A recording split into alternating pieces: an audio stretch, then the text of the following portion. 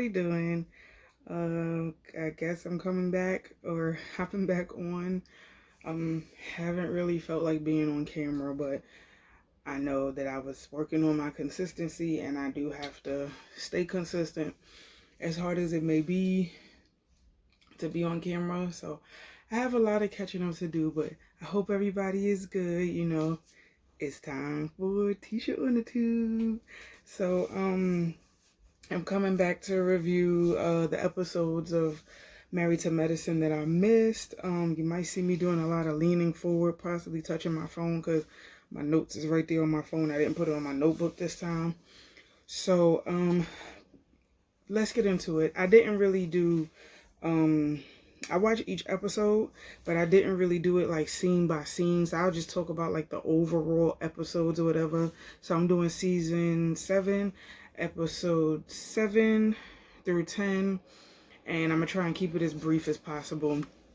So season 7 left off, not season 7, episode 7 left off, well, it started off where episode 6 left off, and that was after the whole argument between Quad and Mariah. First of all, this whole argument with Quad and Mariah, it's irritating, and it's like Quad and Mariah are just slinging mud at this point. Like, y'all are just like, okay, the accusations is like a mess. Mariah is saying that Quad is a homewrecker, and Quad is saying that Mariah is a cokehead and all this other stuff. And it's like, y'all both need to stop, because at one point y'all were both friends, and over the years all y'all have done is mudsling. That's all y'all do. Y'all talk about each other like dogs, and it's ridiculous. So the ladies are still in Savannah, the fellas are back home or whatever, and Contessa and Jackie are pretty much discussing Contessa and her being at the program, and Scott is at Cecil and Simone's house, and he's talking about the fact that him and Contessa are going through a rough patch or whatever, with Contessa leaving the program, and there's a bit of a disconnect, and there's resentment and whatnot. So Jackie is like, well, you guys need help. Maybe you should seek therapy, before this really ruins your marriage or whatever. So Jackie is just telling Contessa, just try not to be resentful of your husband. Work it out. So now we're talking about like Mariah and her results, and Mariah has the results, and she's just like, well, I have it for proof, since everybody wants to sit up here and have an opinion on the whole situation with me and Quad. The proof is in the pudding. So now they go to this dinner at a barn. It was like a masquerade dinner, and Jackie pretty much said that, as a woman, you wear many masks. You're a mother, you're a wife, you're a caretaker, you're a doctor, you're a doctor's wife, all kinds of things. So now it's time to like take off the mask and reveal the true you or whatever. So the ladies are pretty much frustrated with the whole Quad and Mariah situation, as am all of us audience members who have been watching Married to Medicine since it first aired. So, Simone and them feel disgusted or whatever, and Toya brings it up that she brings it up and asks Heavenly about it. Heavenly gets up and walk away. Buffy, Quad, Simone, and Heavenly followed behind them. They all went to the bathroom when the conversation went left. So Mariah was like, I don't understand why people feel it's okay to make these accusations about me, but yet when it's time to talk about it, they run away. So Toya is like, here's her results or whatever. And Jackie was like, well, I'm not here to be the judge nor the jury. And Toya is like, yeah, but you're the one that put this whole event together, so you should see for yourself the truth. So Jackie is pretty much like, I don't want to be in the middle, but Jackie, you've already inserted yourself more than once. So they pretty much left it at that. Of course, Mariah felt the way because she feels like Jackie fans the flames, but then hide her hands, stuff like that. So their last day in Savannah, they decided to go on a church tour of one of the oldest churches that's in Savannah. And they learned that that's also like the church where Martin Luther King started his I Have a Dream speech. And it was just a moment to like embrace history or whatever and be proud of your color or whatever. So all the ladies had healing comments and testimonies, and Quad and her over dramatic self, I'm able to stand here in front of you ladies bare, naked and raw. And I'm like, Quad, we done heard this story so many times. Yes, last year was a terrible year for you. You went through a terrible divorce. We are sorry, but you are not the only woman in the universe to go through a divorce. My God. So then, now all of the ladies are back home. It goes to Heavenly and Allura, and they're talking. And I don't know why Heavenly won't just leave Allura alone. That little girl does not want to be bothered with you. But she's asking Allura all these questions about boys and all this other stuff and why she don't want to hang out with her. And Allura's like, I'm getting older, I'm about to be 14. I'm coming into my own. I just, I'm just a regular girl, I'm just trying to live my life or whatever. And Heavenly is like just admitting that she's controlling, and rightfully so, because when she was a kid, she wasn't allowed to have friends. She was very much like pretty much a prisoner as a kid. She wasn't allowed to go outside. She was in a room that had no windows. Mind you, she lives in Miami, okay? Miami is the sunniest place in America. The sunniest, hottest, one of the hottest places in America. So she lived in Miami, wasn't allowed to go outside, didn't have no windows in her room. Like, that's tough. So Heavenly's need to control stuff, I get it. I get it. So now we get to Toya and Eugene meeting up with Mariah and Aiden for lunch, and they're pretty much catching up about the Savannah trip. So Aiden is pretty much like, well, the ladies didn't even bother to look at your results or whatever. And she's like, no. And that proves to me like that proves to me what side the ladies are on. Like, I don't want them to pick a side, but I do want them to pick the side that's right.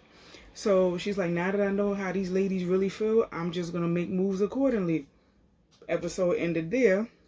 Now we get to episode 8, and Quad, she has a book signing for her recipe book, and the ladies come to show support, but they're in a line for a long time, and they're like, wait a minute, don't we get like a friendly discount? Skip the line, blah blah blah. Quad ain't about that. She about her coins, and you gonna stand in line with the rest of them. But she told the ladies that she's having a book release / all white birthday party, and that she's inviting them to try her recipes and stuff, so should be fun. Now we get to Curtis and Jackie, and they're working on renovating their new house. And the renovations that they want to like make a couple of rooms smaller, make a couple of rooms bigger. I think they want to make the kitchen smaller and add a 3-car garage, all kinds of stuff, like different things they want to do. I think change lighting or whatever. So the ladies told them that the estimate of everything is going to have to be $300,000.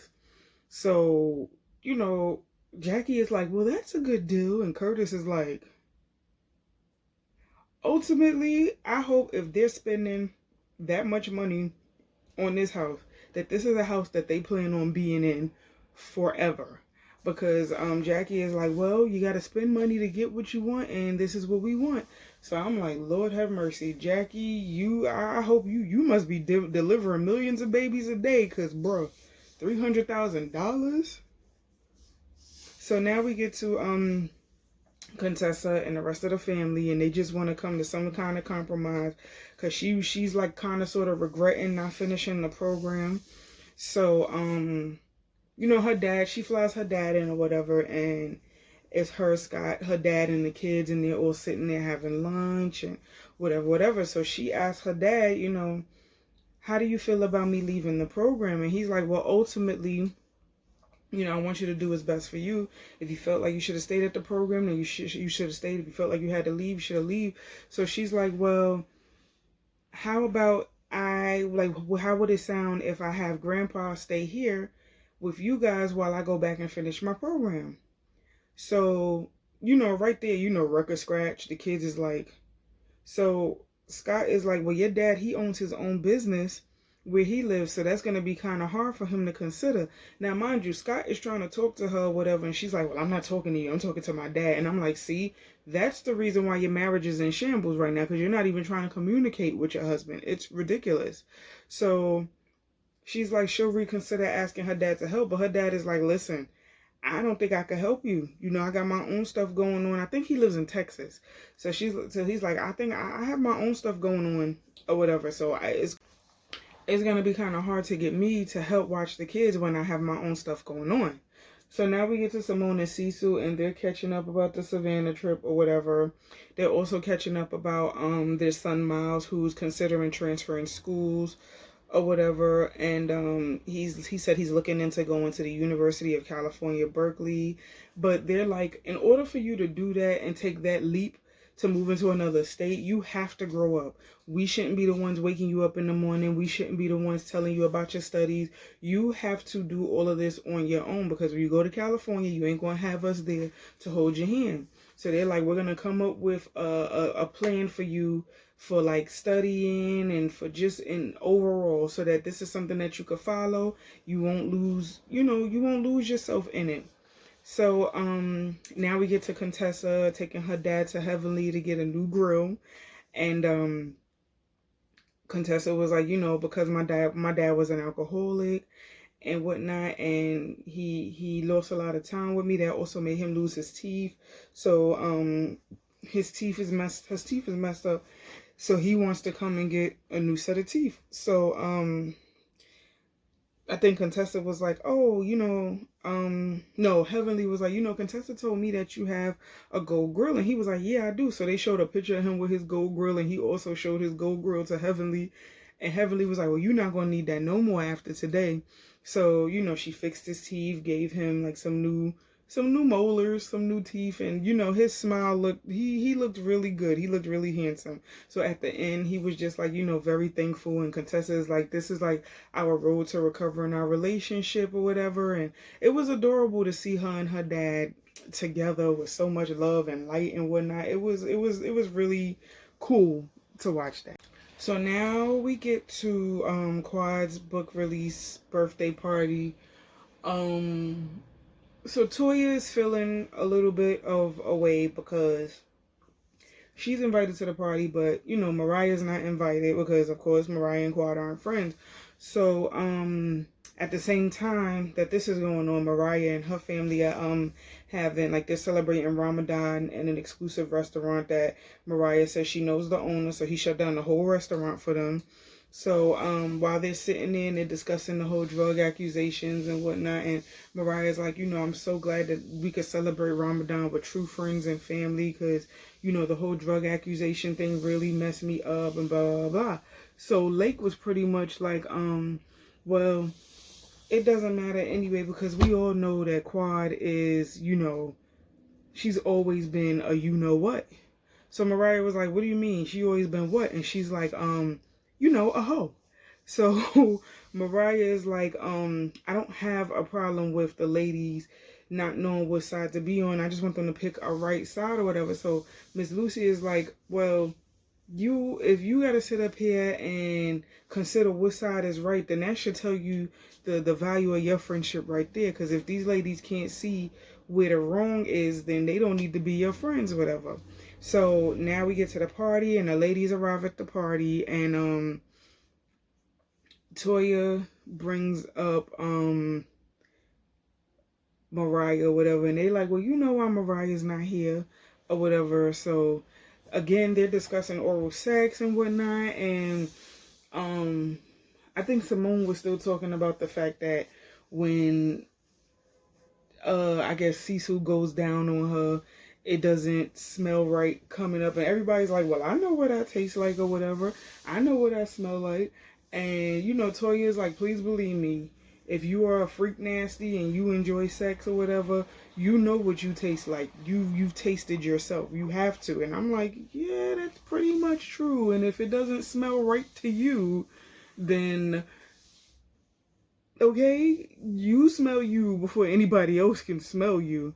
So Quad goes to change, and she gives her speech, and the first thing she does is shout out Sister Circle and all this other stuff. And she's like, I almost gave up last year. Here she go again. Last year was a very hard year for me, but here I am still standing. I almost gave up on women and friendships until I came across Sister Circle, and y'all showed me the empowerment of women. Selena come forward, and this person come forward. I appreciate y'all for holding me down and blah blah blah. So in the midst of that, Contessa is like, ouch. So Simone was like, wow, she just snubbed us.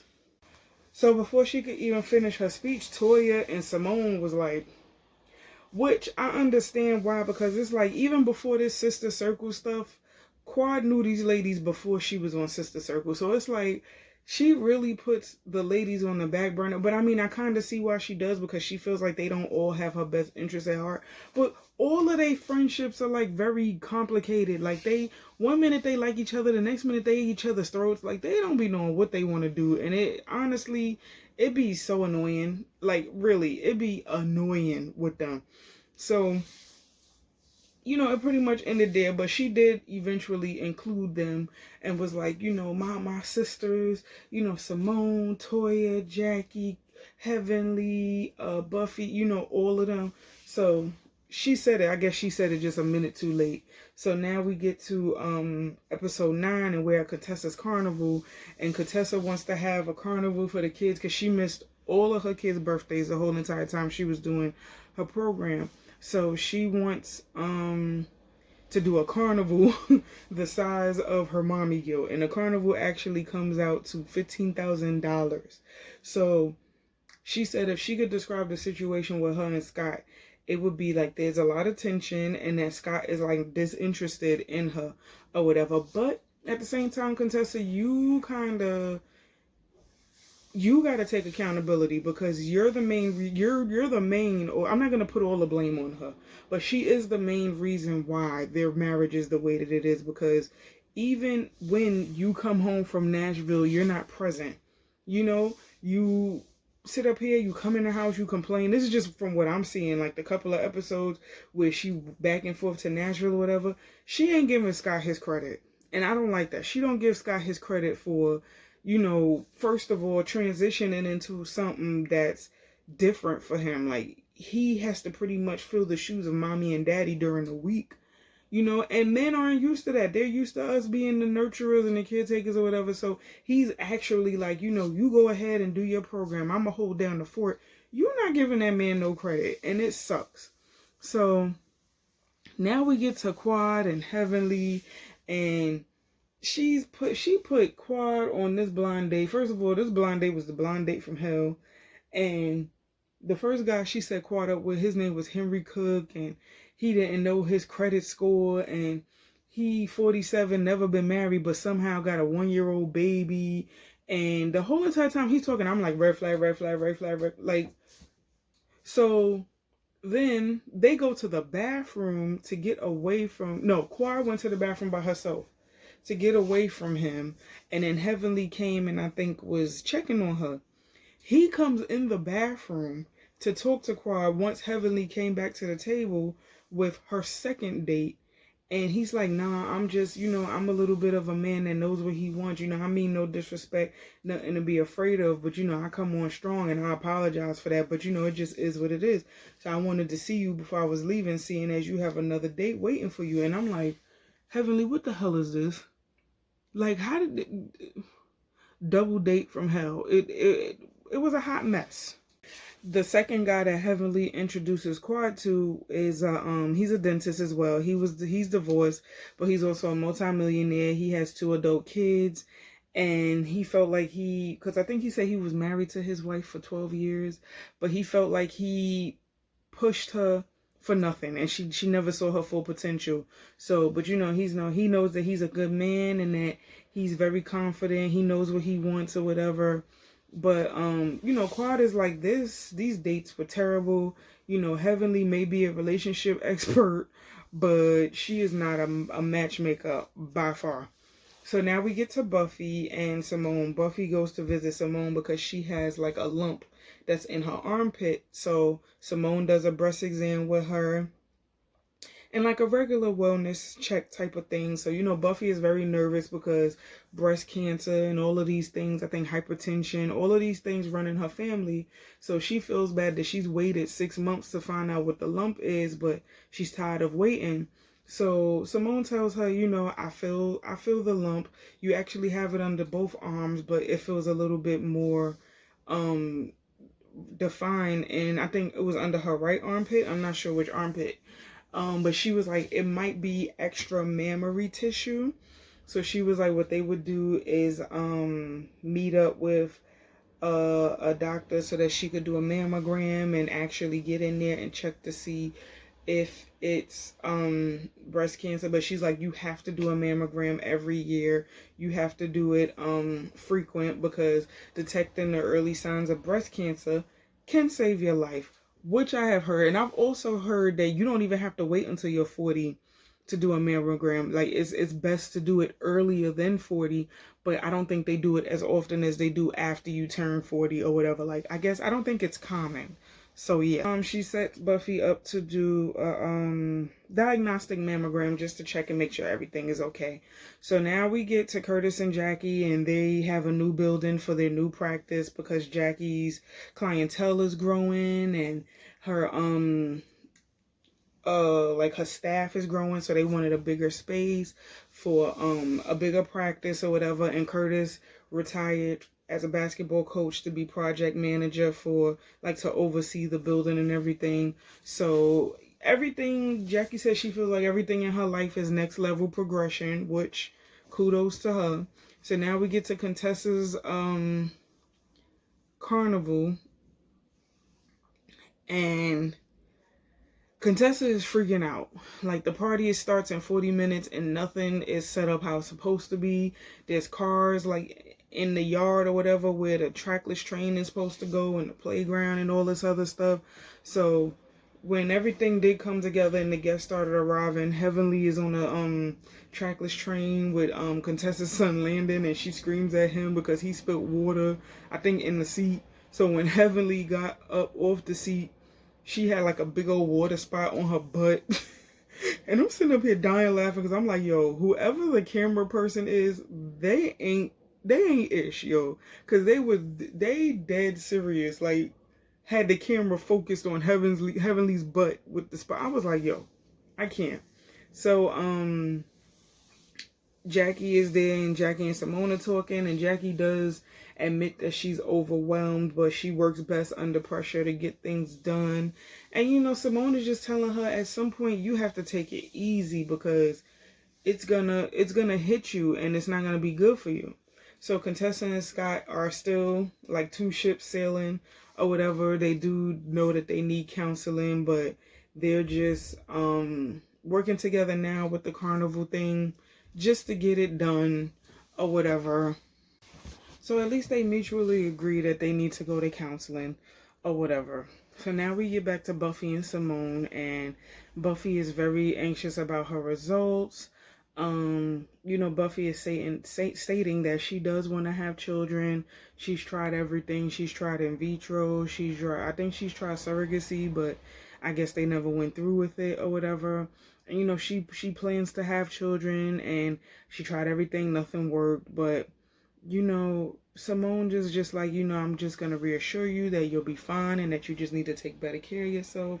So since she's at the examination or whatever they're doing, the testing and whatnot, she's doing her mammogram. The lady's checking and telling her, like Simone said, she has mammary tissue or whatever. So Buffy is very nervous, but Simone reassures her, you're going to be just fine. You just have to watch what you eat, intake more water. You should be fine. And the episode pretty much ended there. So now I'm going to jump into episode 10, which came on yesterday. So it starts off with Toya, Eugene, Cecil, and Simone at like they're having like a little lunch at Toya and Eugene's house, getting a house tour and whatnot. And Toya, let me say this, Toya's closet is beautiful. Like, the house is beautiful, but her closet, beautiful. So they're talking about doing a couples trip to Cabo San Lucas and taking back over the couples trip because they ain't letting nobody else plan it again after, so after Heavenly. So they're asking why should Quad come because she's no longer married. And Simone is like, listen, she's our friend. We're not just going to cut her out because she's no longer married. When she came with us last year, she knocked it out the park. We learned from her. She learned from us. It's a lot of give and take. Let the girl come. For whatever reason, Toya feels strongly against it. So now Jackie is discussing her book party and she wants to have her own book release party for her book Queen V, which is pretty much like a ode and not a ode, but like a like just honoring your vagina, because people feel like vaginas are terrible, not knowing that vaginas are the birth canal and give life, So she wants all the ladies to come. She's inviting them all to her book release party and she wants them all to wear vaginal pink. So she's informing each of the ladies the details, like telling them about the party. And so now we get to Contessa and Scott doing counseling, and they both said that they feel like there's a disconnect. And as they're saying this, Scott's phone rang, because before they even walked in, Contessa was like, could you please turn your phone off? And he was like, well, I'll put it on vibrate. I guess he forgot to put it on vibrate.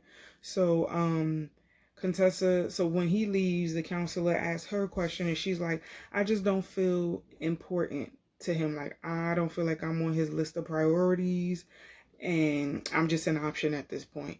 So the counselor pretty much tells them that they're both shouldering responsibilities, but they're also shouldering guilt, and they need to get back to intimacy. They need to get back to connecting because there is a disconnect. So Dr. Jackie is having her book release party and she reveals the book. She said her goal is to have everybody informed about the vagina and let them know that the vagina is not nasty. And this is for all ladies to empower their vaginas. I'm all for it. So Buffy comes and she tells, she has positive results or whatever, and she's fine and she's happy. So she said she feels like the main goal is for her to bring women together, empower them, and empower us or whatever, and just let them know that it's okay. Like, vaginas are okay. Like, scientifically speaking, vaginas are okay. People need to get rid of this negative stigma about a woman and her vagina and everything. Even saying the word vagina should not be taboo, but it is. So she reveals the Queen V cover or whatever, and she's like, 14 years ago I had breast cancer, and breast cancer took one of the things that I really wanted most, which was motherhood. And then she was like, and Buffy, you can relate because you're infertile. And everybody in the room was like, wait a minute, did she just... Yeah, Jackie just told this girl's business or whatever. So, Buffy felt the way. And Toya was like, bruh, I don't think Buffy gave you the okay to go on and tell her business like that. So again, Buffy is like, it's no secret. I did try a bunch of different methods to get pregnant and it just didn't work out for me or whatever. But you don't tell people my business or whatever. So, she definitely felt the way, but wasn't going to bring it up at Jackie's party. So, they all gather together and they're talking about the couples trip, and everybody's like, well, you can't call it Toya's like, you can't call it a couples trip or whatever, because Quad is going to be there, and what's her position on the trip? And Quad is like, listen, I'm just a friend that needs a vacation. I'm good or whatever.